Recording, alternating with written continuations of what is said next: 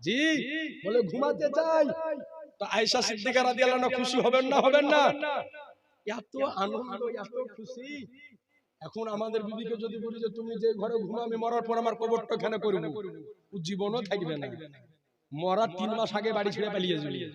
আজি জানে মুহতারাম, এ হচ্ছে নবীর আসওয়াতে মুতাহহারাত। তো আমার রাসূল কায়নাত সাল্লাল্লাহু আলাইহি সাল্লামকে আম্মা জান খাদিজাতুল কুবরা রাদিয়াল্লাহু আনহা বললেন যে ইয়া রাসূলুল্লাহ, আমার চাওয়া এই তিনটি আপনার নিকটে। আবু তালেবের ইন্তেকালের 5 বা 7 দিন পরে নবীর আমার প্রথমা বিবি হযরতে খাদিজাতুল কুবরা রাদিয়াল্লাহু আনহা পৃথিবীর বুক থেকে বিদায় নিলেন। বলুন ইন্না লিল্লাহি ওয়া ইন্না ইলাইহি রাজিউন। নবীর কষ্ট আরো বেড়ে গেল। যে একটু আবু তালেব ছিল দেখভাল করার জন্য, আবু তালেব ইন্তেকাল করলো।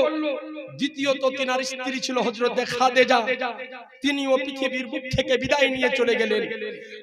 এইবার হযরতে খাদিজাতুল কুবরা রাদিয়াল্লাহু আনহার ইন্তেকাল যখন হলো, গোসল দেওয়া হলো। তো কিতাব বলে জাম্মাজান খাদিজার জন্য পৃথিবীর কোন দোকান থেকে কাফন খরিদ করা হয়নি, বরং খাদিজার জন্য নবী মুস্তাফা জুব্বাকে ফেড়ে কাফন বানানো হয়েছে। ওই কাফন দিলেন। এইবার কবরে নিয়ে যাওয়া হচ্ছে। কবরে নিয়ে যাওয়ার পরে সর্বপ্রথম হযরতে খাদিজাকে কবরে নামানোর পূর্বে আমার রাহমাতুল লিল আলামিন পয়গম্বর ওই কবরে নেমে একবার চিত হয়ে শুয়ে গেলেন। নবী আমার শুয়ে গেলেন। এরপরে নবী আমার নিজ হাতে হযরতে খাদিজাতুল কুবরা রাদিয়াল্লাহু আনহাকে কবরের মধ্যে নামালেন। কোন জায়গায় খাদিজার কবর রয়েছে কিতাব বলে বর্তমান সময়ে মক্কা শরীফের একটা কবরস্থান, তার নাম হলো জান্নাতুল মুআল্লা। তার নাম জান্নাতুল মুআল্লা। এই জান্নাতুল মুআল্লাতে হযরতে খাদিজাতুল কুবরা রাদিয়াল্লাহু আনহার কবর রয়েছে। এইবার কবরের কাজ, দাফনের কাজ কমপ্লিট করে দিয়ে নবী আমার কবরের উপরে বসে রয়েছে। ফেরেশতারা আসবে, প্রশ্ন করবে, আর নবী আমার উত্তর দিবেন। দীর্ঘক্ষণ হয়ে গেল, ফেরেশতারা আসে না। হঠাৎ কিছুক্ষণ পর মুল্লেমুল মালাইকা তাইরে সিদরা, ফেরেশতাদের টিচার, ফেরেশতাদের লিডার জিবরিল আমিন হাজির। বলে ইয়া রাসূলুল্লাহ, আপনি বাড়ি চলে যান, কারণ আপনার খাদিজাকে আল্লাহ এত ভালোবাসে যে ফেরেশতাদের প্রশ্নের উত্তর স্বয়ং আল্লাহ দিয়ে দিয়েছেন। এই জোরে বলেন না, স্বয়ং আল্লাহ দিয়ে দিয়েছেন। এইবার হযরতে খাদিজা বিদায় নিলেন, আবু তালেব বিদায় নিলেন।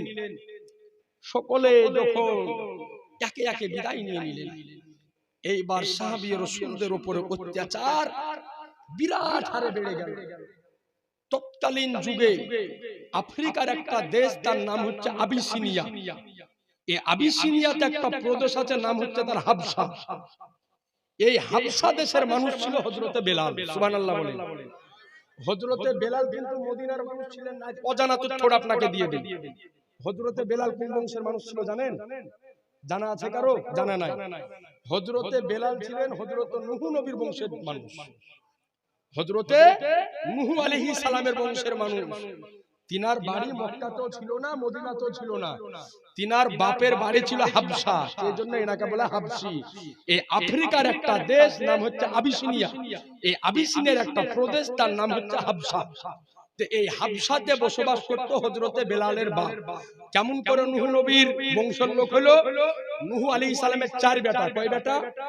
4 বেটা। হাম, শাম, ইয়াফাস আর কানান। তো কানানটা তো ওই বন্যার সময়তে প্লাবনে ভেসে চলে গিয়েছিল, শেষ। আর এই হাম আর শাম এরা দুই ভাই তৎকালীন যুগে চলে যায় আফ্রিকাতে। এই আফ্রিকাতে যাওয়ার পরে শাম ব্যবসার কাজে চলে যায় আবিসিনিয়া। এই আবিসিনিয়াতে থাকতে থাকতে চলে যায় হাবশা। আর এই হাবশাতে যাওয়ার পরে বিবাহ শাদী করে, ওইখানে সন্তানাদি হয়। তো তিনার অনেকগুলি সন্তানাদির মধ্যে একটা সন্তান ছিল হযরতে বেলালের বাপ, তার নাম ছিল রেবা। কি নাম? রেবা। তো এবার তৎকালীন যুগে এই মানুষ কেনা বেচা হতো, গোলাম কিনা বেচা হতো। তো বেলালের বাপ রেবা, ইনি ছিলেন একজন কৃতদাস, মানে ক্রয়কৃত কৃতদাস। তো তৎকালীন যুগে বেলালের বাপ রেবাকে বিক্রি করে দেওয়া হয় মক্কার একজন বাদশা, তার নাম হচ্ছে তার নাম হচ্ছে উমাইয়ার নিকটে, খলফের নিকটে, উমাইয়ার বাপ খলফের নিকটে। তো বেলালের বাপ চলে আসে বিক্রি হয়ে মক্কা শরীফে খলফের নিকটে। এবার এই খলফ যখন মারা যায়, তো এই খলফের রাজত্বের দায়িত্ব পায় ওর বেটা উমাইয়া। উমাইয়া যখন রাজত্বের দায়িত্ব পেল, তো ওই সময়তে কাবা শরীফের উপরে হামলা হয়েছিল। এই হামলা হওয়ার পরে হযরতে বেলালের বাপ উটের হাওদা পেয়েছিল। ওই উটের হাওদার মধ্যে আপনার ওই ইয়ামানের বাদশা আব্রাহার বিটিকে ছিল পাওয়া গিয়েছিল। ওই আব্রাহা বাদশার বিটি, ওর নাম ছিল হামহামা। কি নাম ছিল? হামহামা। ওকে ধরে নিয়ে এসেছিল বেলালের বাপ রেবা। ওই সময়তে রেবার বিবাহ শাদী হয় নাই। তো ওই সময়তে যখন রেবা কৃতদাস ধরে নিয়ে আসলো উটের হাওদা থেকে, নিয়ে আসার পরে উমাইয়াকে বলল যে উমাইয়া, এই দেখো এই বাদশা আব্রাহার বিটিকে নিয়ে এসেছি। তো সঙ্গে সঙ্গে আপনার ছোট্ট করে বলে দিই যে ওই উমাইয়া রেবার সঙ্গে বাদশা আব্রাহার বিটি হামহামার বিবাহ দিয়েছিল। তো এই বিবাহ দেওয়ার পরে এই হামহামা আর এই রেবার সঙ্গে সম্পর্কে যে সন্তান জন্ম হয়েছিল, উনি হচ্ছে হযরতে বেলাল রাদিয়াল্লাহু আনহু। তা আপনারা এখনো দেখেন যে আফ্রিকার লোক কালো হয়, তো এই জন্য হযরতে বেলালের গায়ের রং ছিল কালো, কারণ তিনি মক্কা মদিনার মানুষ ছিলেন না, তিনি ছিলেন আফ্রিকা মহাদেশের এই আবিসিনিয়া হাবশা দেশের মানুষ। তো এইবার আপনার এই হাবশা দেশ ছিল আপনার আফ্রিকার একটা প্রদেশ। তো নবী যখন দেখলো যে অত্যাচার বাড়িতে লাগলো, কঠিন অত্যাচার, তো নবী এবার সাহাবীদের নিকটে পরামর্শ করতে লাগলেন যে কি করা যায়। তো নবী আমার কয়েকজন সাহাবীকে বললেন যে তোমরা এক কাজ করো, এই মক্কা শরীফ ছেড়ে হিজরত করে তোমরা হাবশা চলে যাও। তো সর্বপ্রথম কিতাবে লেখা আছে যে 18 জন পুরুষ, কয়জন পুরুষ? 18 জন পুরুষ আর 4 জন মহিলা মক্কা শরীফ থেকে হিজরত করে হাবশা চলে গিয়েছিল। সুবহানাল্লাহ। হাবশাতে ওই সময়তে একজন ঈসাই বাদশা ছিল, ওর নাম ছিল আলহামা। নাম ছিল আলহামা নাজাশী, অর্থাৎ ঈসাই ধর্মের ধর্মাবলম্বী, হযরতে ঈসা আলাইহিস সালামের মান্যকারী ব্যক্তি। তো যখন শুনতে পেল যে মক্কা শরীফ থেকে 18 জন পুরুষ আর 4 জন মহিলা এসেছে, তে বাদশা আলহামা তাদেরকে খুব সুন্দরভাবে নিজের দরবারের দিকে নিয়ে আসলো। দরবারের দিকে নিয়ে আসার পরে এইবার তাদেরকে ওখানে থাকতে দিতে আরম্ভ করলো। এই দিকে মক্কার কাফেরেরা খবর কিন্তু পেয়ে গিয়েছে যে মক্কা শরীফ থেকে নবীর সাহাবীরা একের পর এক হিজরত করে হাবশা চলে যেতেছে। এবার তারা কিন্তু পাহারা বসাতে আরম্ভ করলো যাতে মক্কা থেকে নবীর সাহাবীরা পালাতে না পারে। তো ওই সময়তে এই রকম ট্রেন, গাড়ি, প্লেনের ব্যবস্থা ছিল না। সাহাবী ও রাসূলরা নৌকা যোগে মক্কা শরীফ থেকে হাবশাতে সফর করেছিলেন। মক্কা শরীফ থেকে হাবশাতে যেতেছে। তো রাস্তাতে যখন পেছন দিক থেকে কাফেররা ধাওয়া করলো, তো নবীর আরো কয়েকজন সাহাবী নৌকার উপরে, কাশতির উপরে চড়ে হাবশার দিকে রওনা দিল। কিছু কিছু সাহাবী মক্কা শরীফে এখন আছে। এর মধ্যে একজন হচ্ছে হযরত আবু বকর। হঠাৎ দুপুর বেলাতে আবু বকর ব্যাগপত্র, জিনিসপত্র নিয়ে হেঁটে চলে যেতেছেন। তো একজন কুফফারদের মধ্যে একজন ব্যক্তি, ওর নাম ছিল মালিক ইবনে দুগানা। ওর নাম মালিক ইবনে দুগানা। তো ডাক দেওয়ার পরে বলে যে আবু বকর, কি ব্যাপার, এই দুপুরের সময় কোথায় যেতেছো? তো বলে তোমাদের অত্যাচার আর মক্কা শরীফে থাকতে পারলাম না। আল্লাহর এত বড় জমিন রয়েছে, অন্য যে কোনো জমিনে গিয়ে একটু প্রাণ খুলে আল্লাহ তাআলার ইবাদতে আমি মগ্ন হব। তো মালিক ইবনে দুগানা বলল যে আবু বকর, তুমি খুব ভালো মানুষ, মানুষের দেখভাল করো, দান ধ্যান করো, গরিব দুঃখীদের দেখভাল করো। তো তোমাকে আমি আরজ করি, তুমি মক্কা শরীফ থেকে যেও না, বরং মক্কা শরীফে তুমি থেকে যাও, তোমার কোনো অসুবিধা হবে না, এই দায়িত্ব আমি মালিক ইবনে দুগানা নিয়ে নিলাম। তো বারবার যখন ইসরার করতে আরম্ভ করলেন, তো আবু বকর সিদ্দিক যতজন নবীর সাহাবী ছিলেন তার মধ্যে সবচাইতে নরম মনের মানুষ ছিলেন হযরত আবু বকর। তো কথা ফেলতে পারলেন না, বললেন যে কাজ করে তাহলে চলো। এই মালিক ইবনে দুগানা হযরতে আবু বকরকে নিয়ে নিজের বাড়িতে আসলেন। আসার পরে হযরত আবু বকরকে নিজের পানাতে নিজের কোলের মধ্যে নিলেন। নেওয়ার পরে কাফেরদের নিকটে খবর হয়ে গিয়েছে যে আবু বকর এখানে আছে। তো এই মালিক ইবনে দুগানা যদিও কাফের ছিল কিন্তু বিরাট বড় পালোয়ান ছিল। তো মক্কার কাফেররা যখন খবর পেল যে আবু বকর এই মালিক বিন দুগানার বাড়িতে আছে, তো কাফেররা আবু বকরের উপর হামলা করার জন্য বাড়ির কাছে চলে এসেছে। কিন্তু বাইরে মালিক ইবনে দুগানা দাঁড়ানোর পরে বলল যে মক্কার কুফারে কুরাইশ, তোমরা শোনো, আমি আবু বকরকে আহাত করেছি, কথা দিয়েছি যে তাকে আমি সাহায্য করব, তার কোনো ক্ষতি হতে দিব না। জেনে রাখো, আবু বকরের গায়ে হাত দেওয়ার পূর্বে আমার সঙ্গে তোমাদেরকে মোকাবিলা করতে হবে, আমার সঙ্গে মোকাবিলা করতে হবে। তো কাফেররা দেখলো কাফের হলো তো বুদ্ধিমান লোক, হ্যাঁ, তো দেখলেন নিজেদের মধ্যে মারামারি করে লাভ নাই। তো বললেন যে দেখো দুগানা, তোমার বাড়িতে রাখা তো ভালো কথা, কিন্তু আমাদের একটা শর্ত আছে। তো বললেন কি শর্ত বলো? বলো শর্ত হলো এটাই যে আবু বকর নামাজ পড়বে, কোরআন তেলাওয়াত করবে, সব ভালো, কিন্তু যাতে কোরআন আস্তে আস্তে তেলাওয়াত করে, আমাদের বিটি বাচ্চা মেয়েরা যেন কোরআনের তেলাওয়াতের আওয়াজ যেন শুনতে না পায়। তার কারণ কাফেরেরা জানে যে কোরআনের এমন একটা আকর্ষণ যে কোরআন তেলাওয়াত যদি কারো কানের মধ্যে পৌঁছায় তো সঙ্গে সঙ্গে ইসলাম কবুল করতে বাধ্য। তো এইবার আবু দুগানা মালিক বিন দুগানা এই চিন্তা করলো, ঠিক আছে এটা মেনে নিলাম। আবু বকরকে যাওয়ার পরে বলল, ভাই আবু বকর, তোমাকে তো আমি আমার পানাতে নিয়েছি, তো দেখো আমি তোমাকে বলি, তুমি নামাজ পড়ো, ইবাদত করো, কোরআন তেলাওয়াত করো, কিন্তু লুকিয়ে লুকিয়ে, যেন কেউ শুনতে না পায়। কিন্তু আচ্ছা বলেন, আবু বকর কত বড় ইমানদার ব্যক্তি। নবী বলেন যে আমার সমস্ত উম্মতের নেকিকে যদি এক পাল্লায় তোলা হয়, আর আমি আবু বকর, আমার সাহাবী আবু বকরের নেকিকে যদি এক পাল্লায় তোলা হয়, তো আবু বকরের নেকির পাল্লা ভারী হয়ে যাবে। এত বড় নেককার ব্যক্তি কয়েকদিন আস্তে আস্তে লুকায়িত ছুপায়িত ভাবে কোরআন তেলাওয়াত করলেন, কিন্তু মনে শান্তি আসে না। শান্তি আসবে গো, মনে শান্তি হয় না। যেই কোরআন জোরে জোরে নবী তেলাওয়াত করেছেন, আবু বকরের ঈমান কিন্তু সাক্ষী দেয় না যে আস্তে আস্তে কোরআন তেলাওয়াত করা হয়। তারপরের দিন মালিক ইবনে দুগানা বাড়িতে নাই, আবু বকর সিদ্দিক রাদিয়াল্লাহু আনহু তার আঙ্গনাতে, উঠোনে আঙ্গিনাতে একটা মুসাল্লা বিছিয়ে দিয়ে জোরে জোরে জোরে জোরে সূরা রহমান তেলাওয়াত করতে আরম্ভ করে দিয়েছেন। জোরে বলেন না। কোরআন শরীফে 114টা সূরার মধ্যে সবচাইতে তেলাওয়াতের দিক দিয়ে সুন্দর যে সূরা, তার নাম হচ্ছে সূরা রহমান।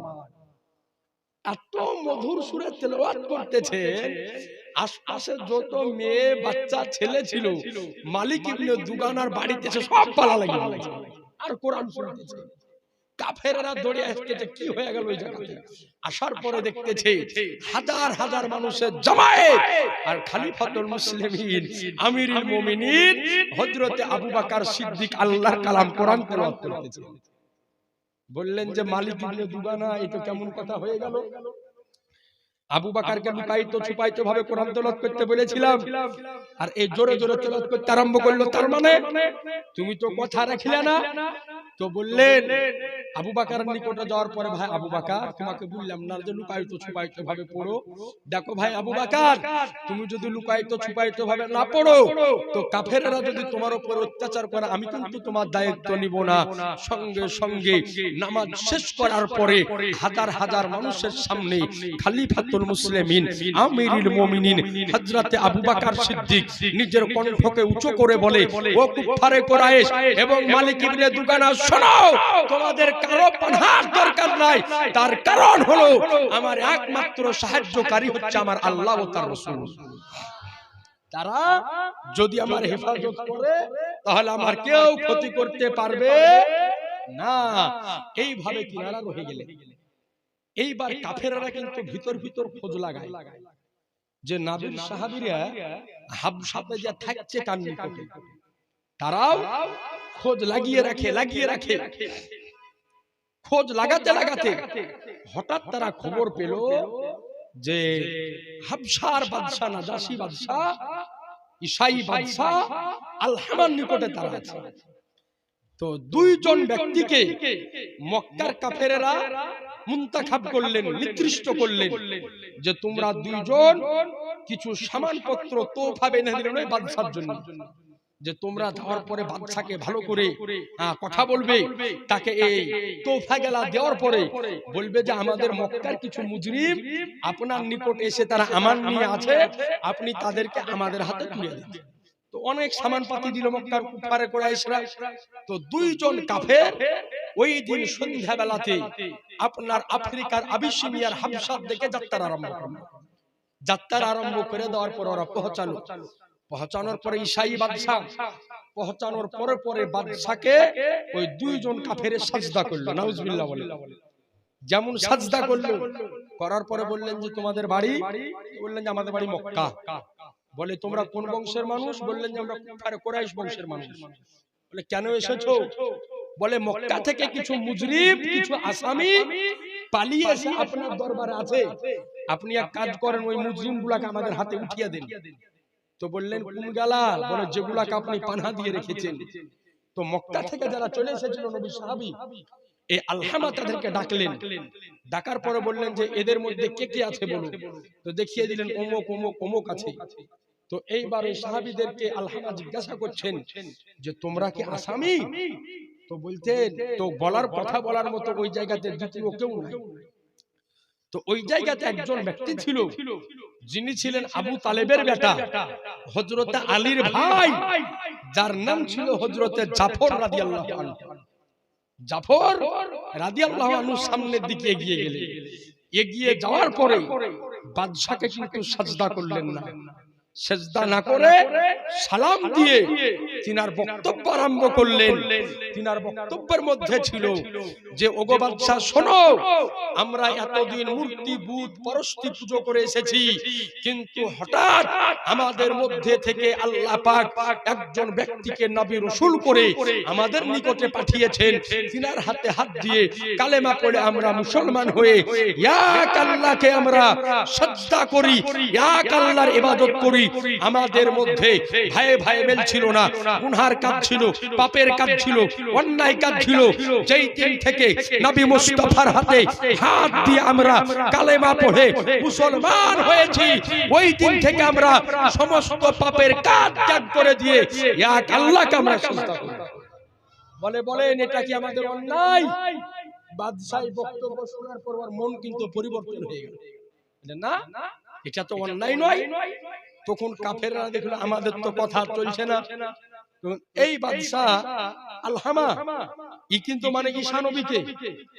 তো এই কাফেররা বলল যে বাদশা জানো, এরা মুসলমান তোমার নবী ঈসা সম্পর্কে খারাপ ধারণা রাখে, মানে তা চাইছে।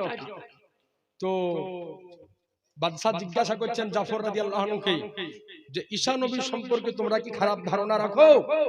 তো বললেন যে না, আল্লাহর নবী হযরত ঈসা আলাইহিস সালাম সম্পর্কে আমাদের আকীদা বিশ্বাস হলো এটাই যে আল্লাহ রাব্বুল আলামিন হযরত ঈসা আলাইহিস সালামকে বিনা পাপে মা মরিয়মের রহমের মধ্যে আল্লাহ পাক প্রেরণ করেছিলেন। তো আমরা জানি যে আল্লাহর পয়গম্বর ঈসা আল্লাহর নবী, আল্লাহর রাসূল এবং আল্লাহর বান্দা, এটাই আমরা বিশ্বাস করি। সঙ্গে সঙ্গে ওই আলহামা সে ইনজিল কিতাবের মহাপণ্ডিত ছিল।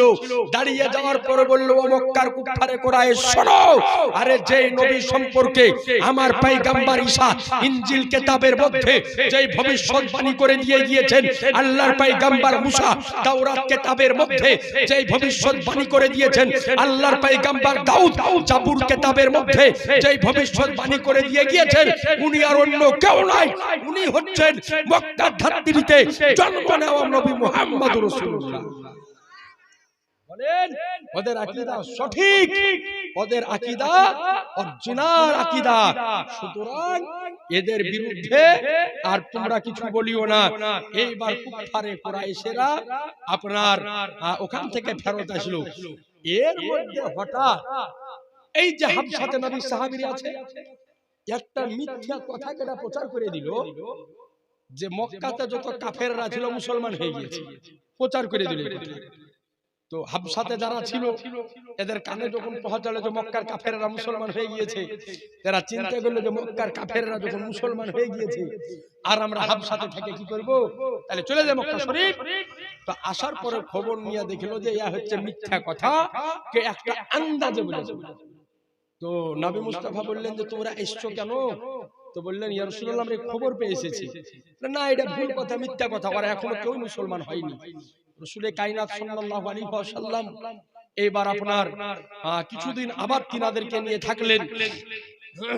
থাকার পরে রাসূলে পাক সাল্লাল্লাহু আলাইহি সাল্লাম এবার দ্বিতীয়বার হাবশাতে আবার 83 জন মুসলমান নবীর সাহাবীকে পাঠালেন, যারা হাবশা থেকে ফেরত এসেছিল তাদেরকে, আর কিছু সাহাবী মিলে 83 জন পুরুষ আর 14 জন মহিলা সহ নবী মুস্তাফা তাদেরকে আবার হাবশাতে পাঠিয়ে দিলেন। সুবহানাল্লাহ বলেন। এইবার হিজরতের আপনার এইবার রাসূলে কায়নাত সাল্লাল্লাহু আলাইহি ওয়াসাল্লামের হিজরতের পালা আপনার এইবার চলে আসলো যে রাসূলে কায়নাত সাল্লাল্লাহু আলাইহি সাল্লাম এইবার হিজরত করে মদিনা শরীফে যাবেন।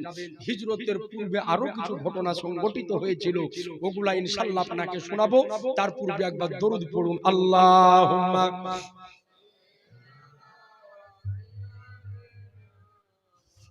লানা মুহাম্মাদ ওয়ালা আলি মাওলানা মুহাম্মাদ আল্লাহুম্মা সাল্লাল্লাহু আলাইহি ওয়াসাল্লাম।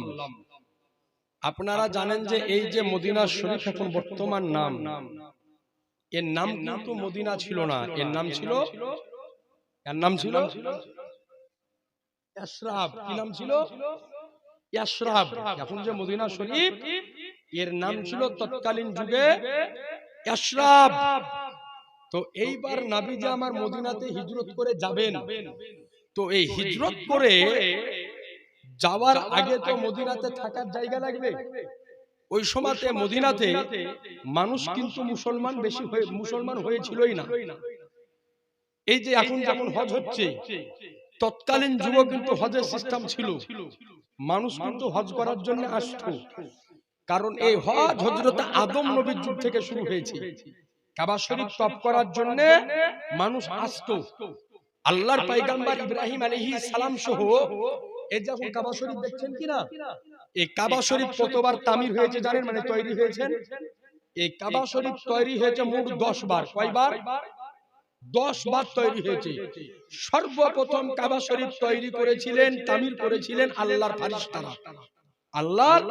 ফারিস্তারা। দ্বিতীয়বার তৈরি করেছিলেন হযরত আদম আলাইহিস সালাম। তৃতীয়বার তৈরি করেছিলেন আদম আলাইহিস সালামের সন্তানাদিরা। এই তৃতীয়বার তৈরি করার পরে হযরতে নূহ নবীর যুগে যখন প্লাবন হয়েছিল, বন্যা হয়েছিল, এই প্লাবনে কাবা শরীফ প্রায় শেষের দিকে ছিল, কিন্তু চিহ্ন ছিল, পাথরের চিহ্ন ছিল। এই হযরতে নূহ আলাইহিস সালামের যুগের পরে এই কাবা শরীফকে আবার পুনর্নির্মাণ করেছিলেন আল্লাহর পয়গম্বর হযরতে ইব্রাহিম আলাইহিস সালাম এবং তিনার সন্তান ইসমাঈল পয়গম্বর। কাবা শরীফ তামির যখন কমপ্লিট হয়ে গেল, তা আল্লাহ এবার ইব্রাহিম নবীকে বললেন যে ইব্রাহিম, মক্কা শরীফে একটা পাহাড় আছে, নাম হচ্ছে আবুল কুবাইস পাহাড়। ওই পাহাড়ের নাম আবুল কুবাইস। তো বললেন যে ইব্রাহিম, আবুল কুবাইস পাহাড়ের উপরে তুমি উঠো, আবুল কুবাইস পাহাড়ে উঠো আর এলান করে দাও যে মানুষ যেন হজ করার জন্য আসে। তো ইব্রাহিম নবী বললেন যে আল্লাহ, আমি ইব্রাহিম একাই এলান করব, সারা পৃথিবীর মানুষ কেমন করে শুনবে? তো আল্লাহ বললেন যে ইব্রাহিম শোনো, আমি আল্লাহ তোমাকে যখন এলান করার কথা বলেছি, এলান করার দায়িত্ব তোমার, আর প্রত্যেকটা মানুষের কানে কানে পৌঁছে দেওয়ার দায়িত্ব আমি আল্লাহ। ইব্রাহিম নবী কিন্তু ভারতে বলতে আসেনি যে তোমরা হজে যাও, আমাদের বাংলাদেশে আসেনি যে তুমি হজে যাও, কিন্তু আমরা শুনতে পেয়েছি না পাইনি? আল্লাহ ঠিক আমাদেরকে শুনিয়ে দিয়েছে, ঠিক কি না? তো এইভাবে করতে করতে কাবা শরীফ টোটাল 10 বার তামির হয়েছিল। তো এইবার মানুষ প্রত্যেক বছর হজের মৌসুমে কাবা শরীফ তওয়াফ করতে আসতো। তো ওই ইসরাফ থেকে প্রত্যেক বছর মানুষ হজে আসতো। তো এখন বর্তমানে যার নাম মিনা, যেখানে কুরবানি করে হাজী সাহেবগঞ্জ যাওয়ার পরে, এই মিনাতে নবী মুস্তাফা আমার আপনার চলে যেতেন যারা ইসরাফ থেকে আসলেন তাদের নিকটে, অর্থাৎ মদিনা শরীফ থেকে।